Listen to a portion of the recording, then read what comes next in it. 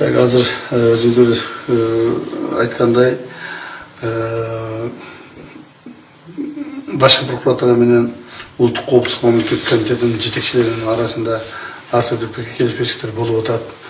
Анан ошолор боюнча бир аз түшүндүрмө бере кетейин. Биз Курманбек Токторович менен ортомдо эч кандай келишпестиктер жок. Биз мыйзам чегинде ар бир өзүбүздүн милдеттерибиздин негизинде иш алып барып жатабыз. Ал эми адамдардын кармалышы боюнча да туура мына 2 күндөн бери биз өтө бир чоң таможняда коррупциялык схеманы кармап алып чыктык. Ошонун негизинде мына кече түнү менен иштеп 8 адамды кармадык. Алар кимдер? Алар ошо таможня иштеген таможниктер, жана ошо баягы жүктөрдү декларация кылгандар, жүк ташыгандар, ошо Кытайдан Өзбекстанга жүк ташып өткөргөндөр транзит менен. Негизинен бул жерде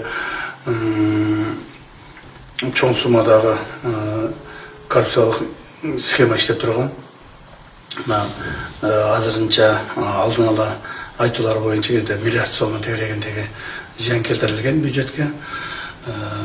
Ошолордун арасында туура Курманбек Токторовичтин бир тууган кайниси бар экендиги бул чындык. Жана ал дагы азыркы күндө сурак берип жатат. Бул эми эгерде бирок бул ишке эч кандай Курманбек Токторовичтин өзүнүн эч кандай тиешеси жок, анын ишинин тиешеси жок. Эгерде анын кайниси камалса, мыйзам чегинде мамлекетке зыян келтирсе, келтирген зыянды толуктайт, анан мыйзамдын жазасын алат. Эгерде андай болбосо, ал жазалуудан бошотулат. Аны менен бирге дагы бир жолу кайталап айтайын, 8 адам кармалды. Бүгүнкү күндө мындай нерселер көп эле убакта болуп жүрөт.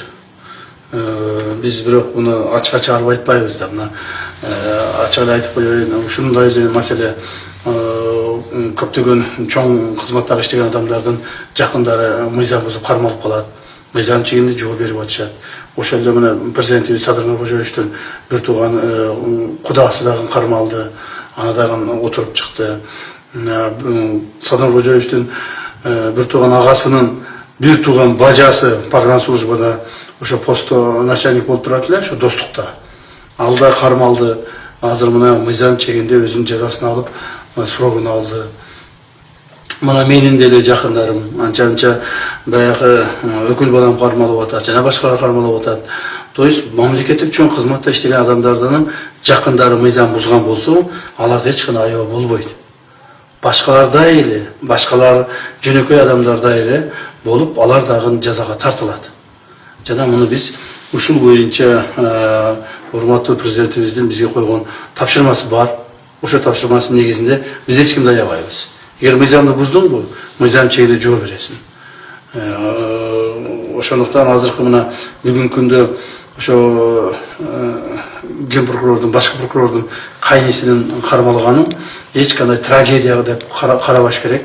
Же муну бир кайсыл бир деңгээлде бир төөшүү деп кабыл албаш керек. Бул адаттагыдай эле ошол көрүнүш жана мамаларда ошондой болот. Кайсы бир мамлекеттик чоң кызмат иштеген адамдардын жакындары мыйзам бузса, жоопко тартылат. Бул биздин ушул боюнча негизги президенттин койгон тапшырмасы ушунда.